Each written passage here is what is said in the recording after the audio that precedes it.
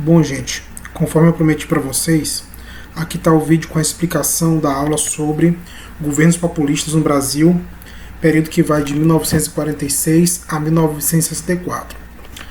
Primeira ressalva que eu quero fazer a vocês é que o populismo ele não é um movimento típico só do Brasil. Na verdade, o populismo ele é característico da América Latina como um todo. Daqui a pouco eu vou mostrar para vocês quem foram os principais, citar para vocês quem foram os principais líderes populistas da América Latina, tá? Então, assim, as características gerais do populismo são, primeiro, a relação direta e não institucionalizada do líder com as massas. O que isso quer dizer é que essa relação entre o governante e as massas, ela não necessita da existência de uma estrutura política para validá-la. Tá? Ela se dá sempre de forma direta e carismática. Para isso funcionar, é fundamental que o líder seja uma figura carismática. O populismo ele gira muito em torno do carisma e da propaganda estatal em torno do carisma do governante. Tá? Outra característica importante é o nacionalismo econômico, que, por exemplo, aqui no Brasil a gente pode observar esse nacionalismo muito por meio da criação das empresas estatais. Na prática, o que isso quer dizer é que o papel do Estado em uma economia nacionalista ele vai muito além de um papel de regulador da economia. O Estado ele acaba trabalhando como investidor da economia. O Estado passa a ser o principal investidor da economia. Tá? Daí, por exemplo, aqui no Brasil, no governo Vargas, nós temos a criação da Petrobras, da Companhia Siderúrgica Nacional, entendeu? Que são os grandes exemplos aí do governo Vargas, que o Estado, a partir dessas empresas, ele passa a atuar como investidor da economia. Discurso em defesa da união das massas é outra característica bem marcante do populismo. Né? O discurso do líder populista ele volta-se para a conciliação das classes, uma vez que o discurso ele vai para a nação como um todo. Tá? É bom lembrar que também que existem aqueles líderes populistas que ressaltam um discurso em nome do povo contra uma elite ou uma oligarquia tirana, o que é um tanto demagógico, uma vez que esses líderes geralmente eles têm sua origem exatamente nesse grupo oligarca. Tá? Liderança política baseada no clientelismo, que nada mais é do que aquela famosa troca de favores, certo? Entre os políticos, é o famoso jogo do toma lá da cá, que é bem característico até hoje da política brasileira. Por isso é que a gente costuma dizer que a política brasileira ela é clientelista. Tá? Ela depende muito dessa troca de favores para funcionar. E um frágil sistema partidário. O conceito clássico aí do populismo pressupõe a existência de um sistema partidário ou em estágio embrionário ou inexistente. Tá? Mais uma vez aqui, pegando Vargas como exemplo, lembre-se que no Estado Novo não existia sistema partidário, uma vez que todos os partidos políticos foram extintos. Tá? Então, é em torno dessa fragilidade do sistema partidário, uma liderança carismática e o culto em cima dessa personalidade carismática, é em torno de tudo isso que o populismo ele vai girar, certo? Como eu falei para vocês ainda agora, os principais líderes populistas da América Latina foram Juan Domingos Perón, Argentina, Getúlio Vargas aqui no Brasil, Lázaro Cárdenas no México e Salvador Allende no Chile. Tá? Não esqueçam esses nomes porque não está com muito tempo que caiu no Enem uma questão que muita gente errou, que é até uma questão simples, e essa questão simplesmente queria saber quem eram os principais líderes populistas da América Latina. E desses 4 nomes aqui, 3 estavam presentes na alternativa que era correta: Perón, Vargas e Cárdenas. O único que não estava lá na alternativa era Salvador Allende, tá? Então, não esqueçam, por gentileza, do nome dessas 4 figuras aí emblemáticas do populismo latino-americano, certo? O contexto político brasileiro em 1945. Lembrem-se que 45 é o último ano da Segunda Guerra Mundial. E o Brasil, na Segunda Guerra, como vocês já sabem, entrou para combater o eixo, o que criou uma forte contradição que o governo Vargas tinha que superar. Que contradição era essa? Vargas possuía um governo de inspiração fascista e mandou tropas para combater e para desmontar exatamente o fascismo na Itália, certo? Ao final da Segunda Guerra, ficou uma coisa meio estranha, porque como é que um país que entra na guerra para desmontar um modelo, ele internamente adota esse mesmo modelo? Então uma série de pressões, tanto internas quanto externas, caíram sobre Vargas a fim de que ele desmontasse esse modelo de Estado fascista. E como Vargas era raposa velha, a impressão que a gente tem é que ele sempre estava 2 passos à frente de todo mundo. Ele, no poder, ainda em 45, ele começa um processo de abertura política, tá? Essa abertura política, ela se dá muito pela formação de novos partidos políticos, notadamente a UDN e o PSD, certo? Mais o PTB e o PCB.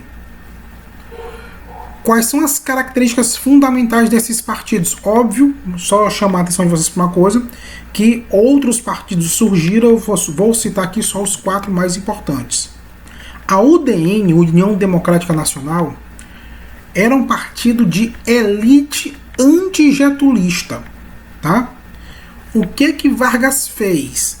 Para cada partido, para cada força política que surgia contra ele, ele criou uma força política a favor dele para bater de frente.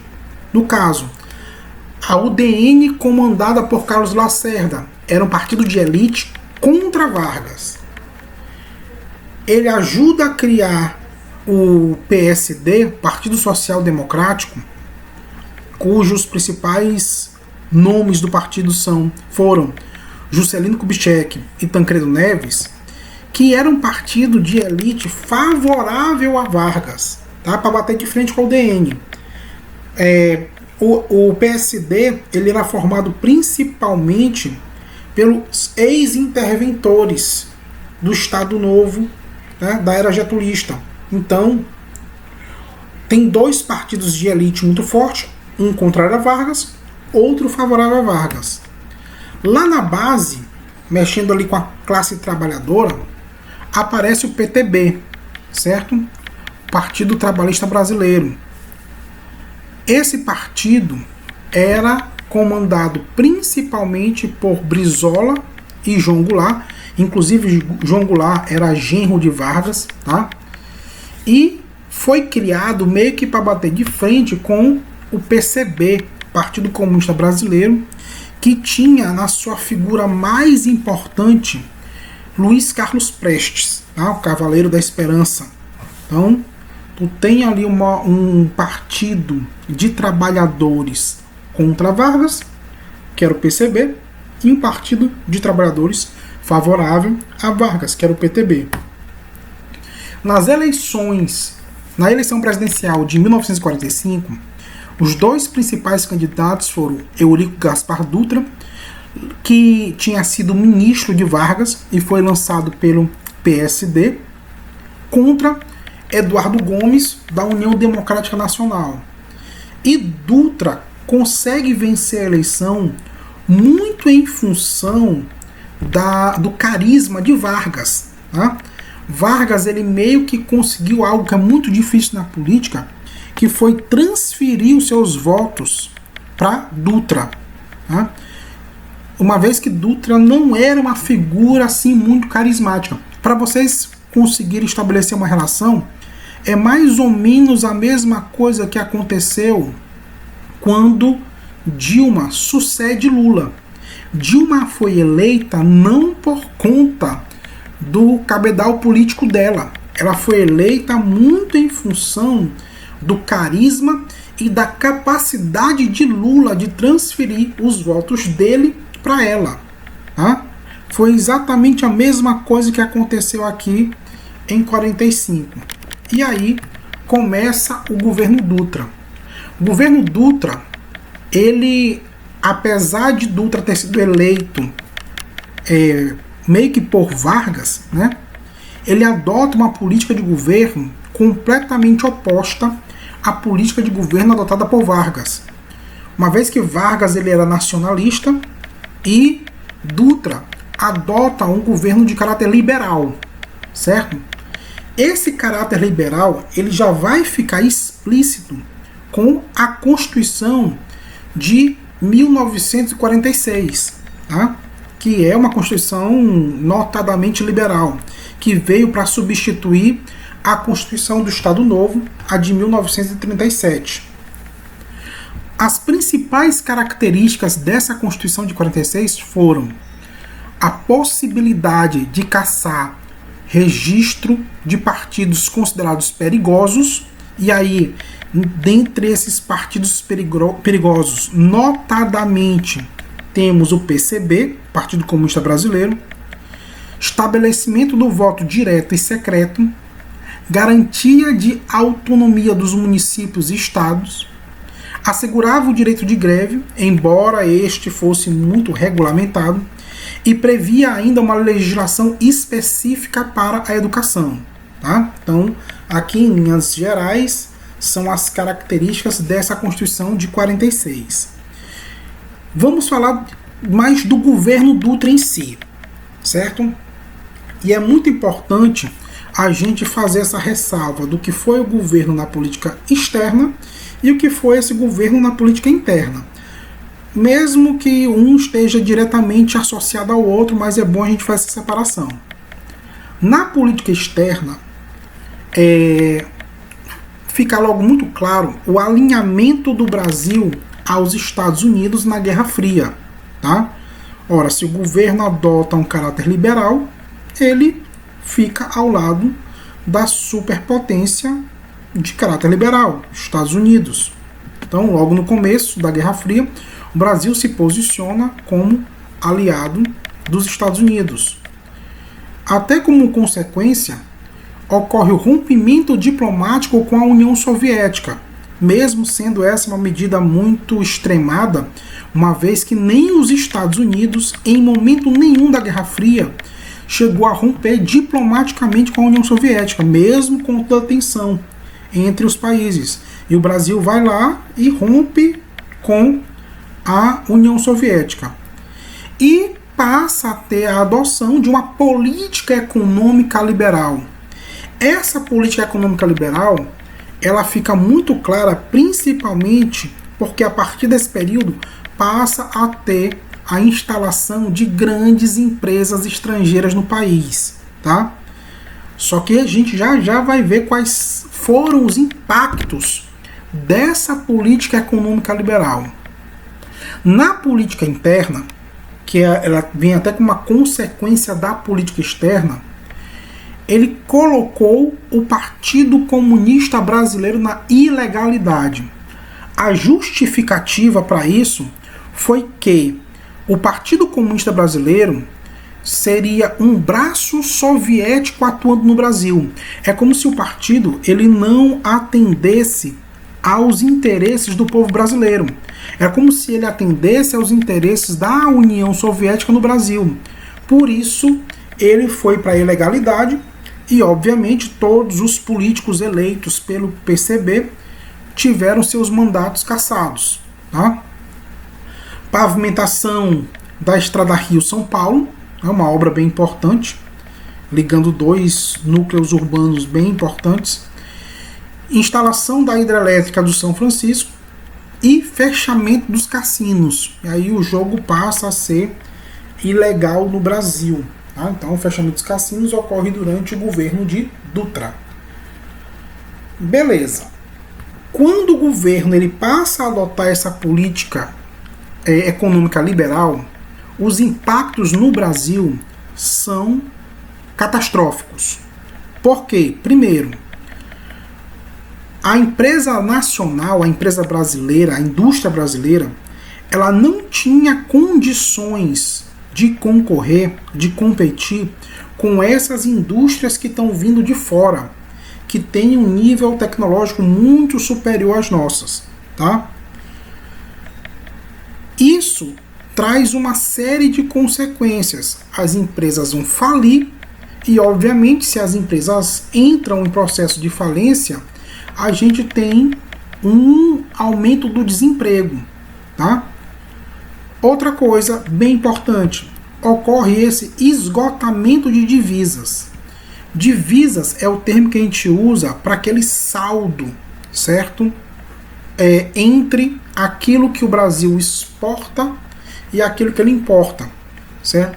Se ele exporta mais do que ele importa, o saldo é positivo. Isso eu estou falando não em volume de tonelagens, mas sim em volume monetário. Tá?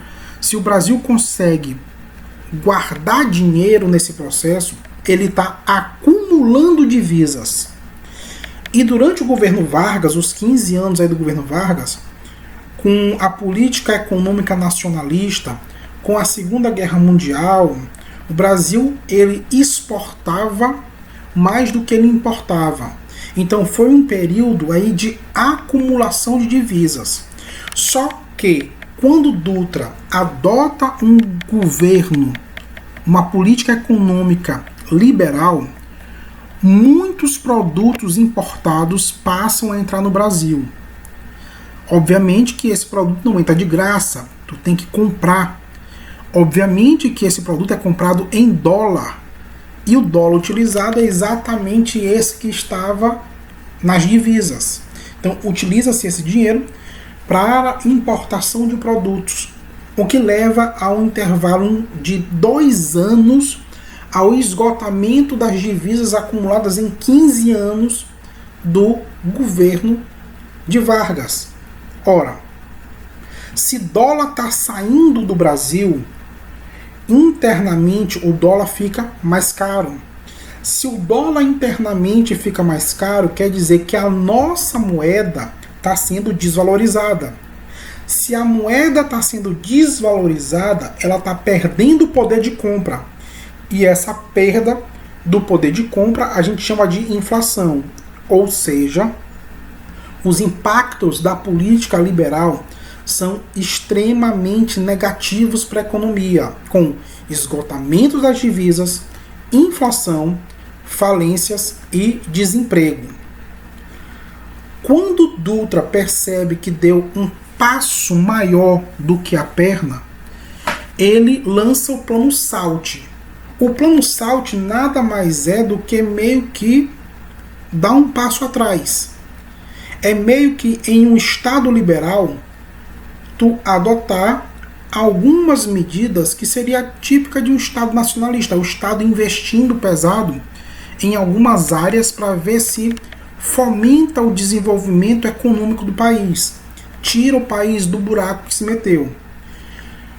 O Plano SALT foi um plano de investimento nas seguintes áreas: na saúde, na alimentação, no transporte e na energia. Tá? Assim que o Plano SALT ele foi anunciado, os índices econômicos eles dão uma melhorada. Tá?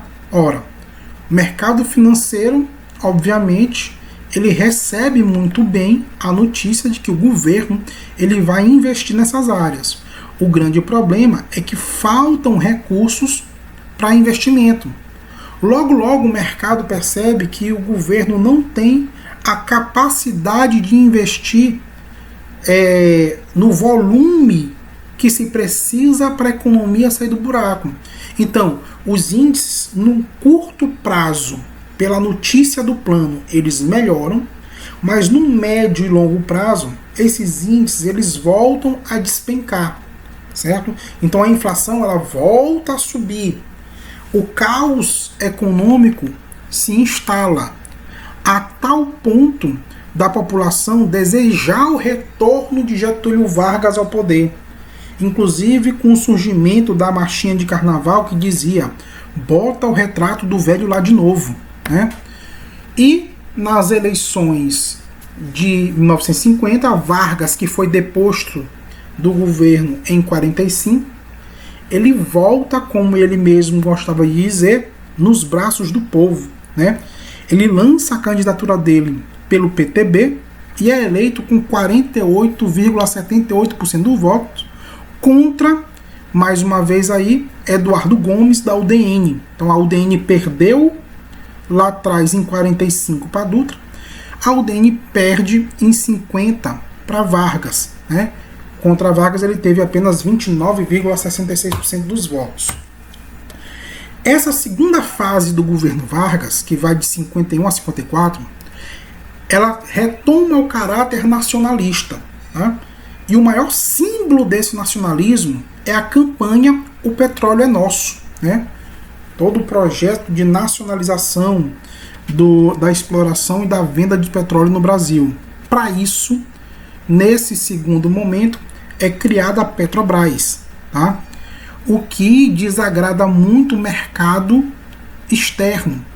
Principalmente os estadunidenses ficam indignados, ficam injuriados, porque quem meio que controlava esse mercado de venda de derivados de petróleo, de combustível no Brasil, era uma empresa dos Estados Unidos chamada Esso. E essa empresa, ela se sentiu muito prejudicada e, obviamente, vai ter uma pressão violenta de empresários e do governo dos Estados Unidos contra Getúlio Vargas. Além da Petrobras, nesse período ele cria também o Banco Nacional de Desenvolvimento Econômico, que atualmente é o BNDES, né, que é o Banco Nacional de Desenvolvimento Econômico e Social. Tem a criação do Banco do Nordeste, tá, que também é um banco de fomento.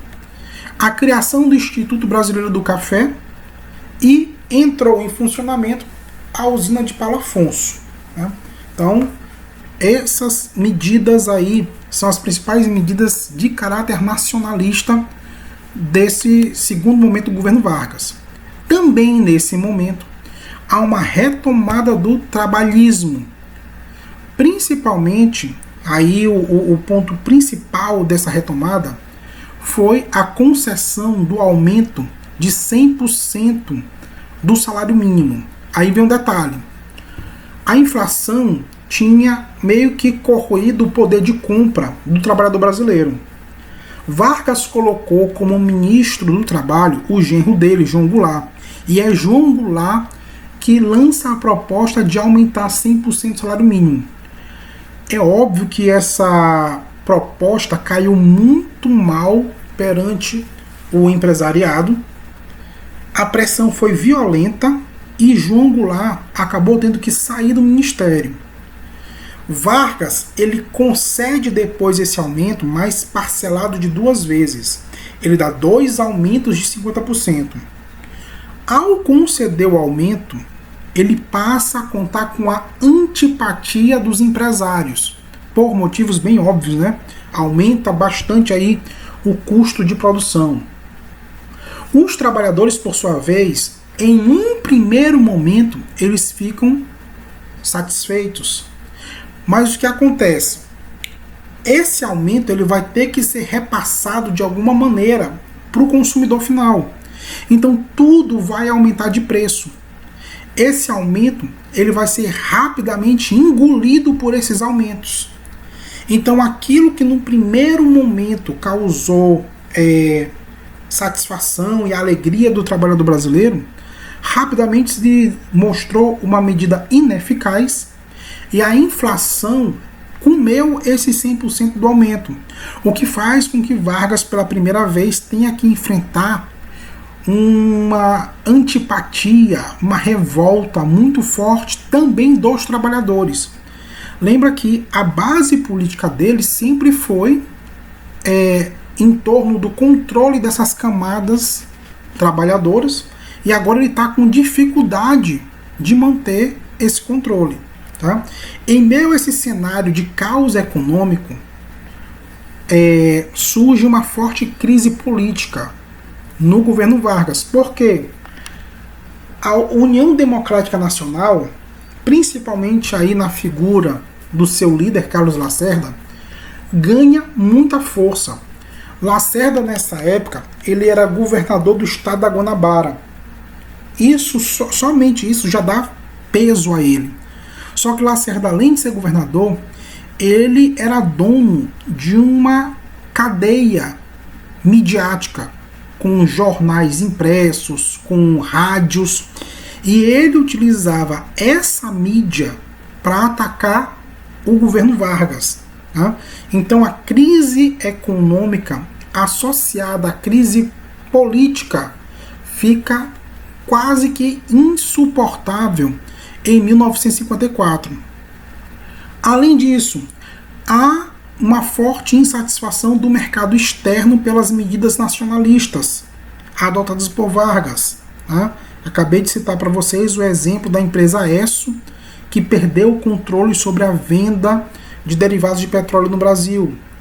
E, obviamente, a pressão das camadas populares devido à inflação. Então, aí tem um tripé que está bombardeando o governo Vargas. Esse talvez seja o momento mais delicado de toda a vida política dele. Talvez não, com certeza era o momento mais delicado.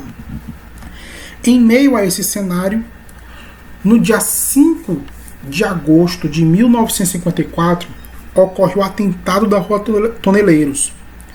Esse atentado é contra a figura de Carlos Lacerda, líder da UDN e principal adversário político de Vargas. Tá?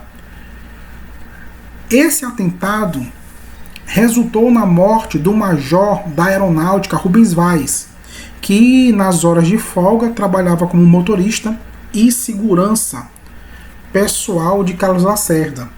E para fechar com chave de ouro, tem a participação de Gregório Fortunato, chefe da segurança pessoal de Vargas. A ideia do atentado foi de Gregório Fortunato. Ele que contratou o pistoleiro para tentar executar Carlos Lacerda, só que tudo deu errado, porque no momento em que ele vai para dar os tiros em Lacerda, o major Rubens Vaz observa ele chegando, entra em luta corporal, e aí é que ele acaba vindo a óbito. Lacerda ainda chega a trocar tiros contra o pistoleiro, né? E a partir daí, o grande problema é que a aeronáutica passa a investigar o caso de forma independente, certo? Essa investigação paralela da aeronáutica a gente chama de a criação da República do Galeão. Existia a investigação oficial pela polícia do Rio de Janeiro e passou a ter a investigação da aeronáutica porque um oficial deles foi executado no atentado. Essa investigação da aeronáutica conseguiu chegar até o pistoleiro. Prendendo o pistoleiro, ele entrega que quem o contratou foi Gregório Fortunato, chefe da segurança do pessoal de Vargas. Qual é a ligação que se estabelece a partir daí? Conclui-se de maneira precipitada que quem mandou matar Lacerda, quem mandou fazer o atentado, foi Getúlio Vargas, e não foi. A ideia toda foi de Gregório Fortunato. Mas aí, da forma como as coisas sempre são no Brasil, todo mundo é culpado até que se prove o contrário. Então, o peso do atentado cai como uma bomba no governo de Getúlio Vargas. Tá? Detalhe dessa imagem aqui é que Lacerda, o único tiro que pegou nele foi no pé. Aqui ele está carregado pelos policiais, Só que não se sabe até hoje se foi o pistoleiro que acertou no pé ou se foi ele que se deu o tiro no pé, uma vez que ele se negou a entregar a arma dele para a perícia. E a forte suspeita de que ele se deu um tiro no pé para que o impacto da imagem dele sangrando tivesse um peso maior, tá? Pressionado, muito pressionado, internamente pela política, pelos trabalhadores, externamente pelo capital que se sentia prejudicado com as medidas nacionalistas. No dia 24 de agosto de 54, Vargas comete suicídio, né, com um tiro no peito, e deixa aí a famosa carta testamento, onde ele encerra dizendo aqui que sai da vida para entrar na história, né? A carta é belíssima, ele se coloca quase como um mártir, Jesus, né? Tem um trecho aí que ele fala que se as aves de rapina querem o sangue de alguém, eu ofereço o meu em holocausto, tal. Aí ele cita as pressões dos empresários do mercado externo, tal. Ele faz toda uma arrumação aí, se coloca como vítima. E esse fato do suicídio, junto com a carta testamento, meio que muda o cenário político, porque Vargas, que estava por baixo, ele de uma hora para outra ele vira Marte, certo? Lacerda, que estava por cima do cenário político, ele passa a ser o grande vilão, porque cai na conta dele o suicídio de Vargas, tá? Então muda o cenário político. Vargas morre. O varguismo fica mais forte do que nunca, tá? Como faltava em um ano, praticamente, porque o mandato iria até 55, o vice-presidente assume, no caso, Café Filho, tá? E Café Filho não tinha as mesmas convicções ideológicas de Vargas, tá? Então o que ele faz? Todas as medidas dele, que são medidas até bem pesadas, visam conter a inflação, com limitação do crédito, redução das despesas públicas, criação de uma taxa única de energia elétrica, retenção automática dos impostos do imposto de renda sobre os salários. Então são medidas que visam principalmente tentar controlar a inflação. Então, gente, essa foi a primeira parte da aula sobre governos populistas no Brasil. Vamos agora para a parte 2.